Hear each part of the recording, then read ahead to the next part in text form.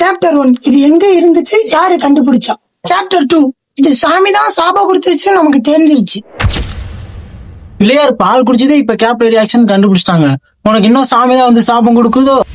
ஆமா, நீங்க தான் ப்ரூஃப் இல்லாம எதையும் நம்ப மாட்டீங்க. அதை பத்தி தான் நம்ம சாப்டர் 3ல பார்க்க போறோம். Hello families, welcome back to our social media. Mystery, crime, unresolved கேஸஸை பத்தி தெரிஞ்சுக்க உங்களுக்கு பிடிக்கும்னா உடனே நம்ம சேனலை சப்ஸ்கிரைப் பண்ணிக்கோங்க.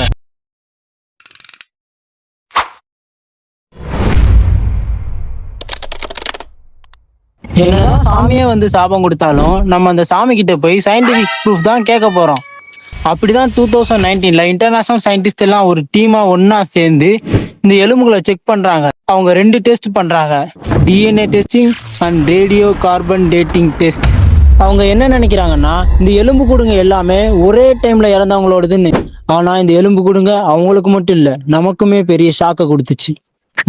ஷாக் ஏன்னா அந்த எலும்பு கூடுங்க எல்லாமே ஒரே காலகட்டத்தை சேர்ந்தது கிடையாது. ஒரு செட் ஆஃப் எலும்பு கொடுங்க 9th செஞ்சுரியை சேர்ந்தது. ஆனா இன்னொரு செட் ஆஃப் எலும்பு கொடுங்க 19th செஞ்சுரியை சேர்ந்தது. கிட்டத்தட்ட 1000 வருஷம் கேப் இருக்கு இந்த எலும்பு கூடுங்களுக்கு. இதுக்கே ஷாக் ஆயிட்டீங்கன்னா இதுக்கு அடுத்து வருது இன்னும் ஷாக்கிங்கா வரும். 2வது ஷாக். சரி, இந்த எலும்பு கூடு எல்லாம் இந்தியன்ஸோடது மட்டும்தான் சயின்டிஸ்ட் எல்லாம் நினைச்சா, டிஎன்ஏ டெஸ்ட் எடுத்து பார்த்ததுக்கு அப்புறம் சயின்டிஸ்டே ஷாக் ஆயிட்டாங்க. ஏன்னா இதுல ஒரு குரூப் தான் இந்தியன்ஸ். அப்ப அந்த இன்னொரு குரூப் யாரு? மெடிடேரியன்ஸ், அதாவது கிரேஸ் நாட்டை சேர்ந்த மக்கள். ஒரு நிமிஷம் நீங்களே யோசிச்சு பாருங்க, கிரேஸ் நாட்டுல இருந்து எதுக்காக 19th செஞ்சுரியில இந்தியாவுக்கு வரணும்? அப்படியே வந்திருந்தாலும் ஏன் இந்த தனியா இருக்க இந்த மலையை சூஸ் பண்ணி இங்க வந்து சாகணும்?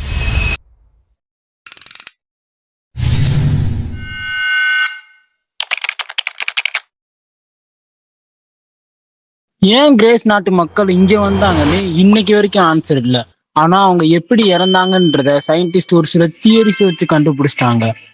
எந்த ஒரு எலும்பு கூட்டுலயுமே யாருமே கத்தியால குத்துற மாதிரியோ கன்னால ஷூட் பண்ண மாதிரியோ சிம்டம்ஸ் இல்லை. ஆனா அட்டாப்சி பண்ணி பார்த்தப்போ அந்த 800 பேரோட மண்டை ஓட்டுலயும் தோள்பட்டுலயும் ஒரு காமனான ஃப்ராக்சர் இருந்ததை சயின்டிஸ்ட் நோட் பண்றாங்க. இது எப்படி இருக்குன்னா, ஒரு கிரிக்கெட் பால் சைஸ்ல இருக்க வெயிட்டான ஆயிரக்கணக்கான அடி உயரத்துல இருந்து அவங்க மேல விழுந்து இறந்துருக்காங்க. ஹேய் ஹேய் ஹேய், நம்ம பார்ட் 1லயே பார்த்தோம்ல இவங்கெல்லாம் எவ்வளவு ஹைட்ல வாழ்றாங்கன்னு. உங்களுக்கு தெரிஞ்சா கமெண்ட்ல சொல்லுங்க. சயின்டிஸ்ட் எல்லாம் கடைசியில அந்த லோக்கல் மக்கள் சொல்ற கதையை எல்லாம் உண்மைன்னு ஒத்துக்கிட்டாங்க. ஆமா, ஒரு பயங்கரமான பனிமலை ஜெயின்ட் ஹாலிஸ்ட்ரோம் தான் இவங்களை கொன்னு இருக்கு. பக்கத்துல மரம் எதுவும் இல்லைன்றதால தப்பிச்சு ஓடக்கூட வழி இல்லாம அங்கேயே அடிபட்டு துடிச்சு இறந்துருக்காங்க. ஏதோ சொன்னாங்க, சாமி சாபம் கொடுக்காதான் பிள்ளையாரு பால் குடிக்க மாட்டாராம். இப்ப என்ன உனக்கு பிள்ளையார் பால் வேணுமா? எப்படி இறந்தாங்கன்னு தெரிஞ்சிருச்சு. ஆனா கிரேஸ் நாட்டு மக்களே இந்த முறையில இருந்தாங்க.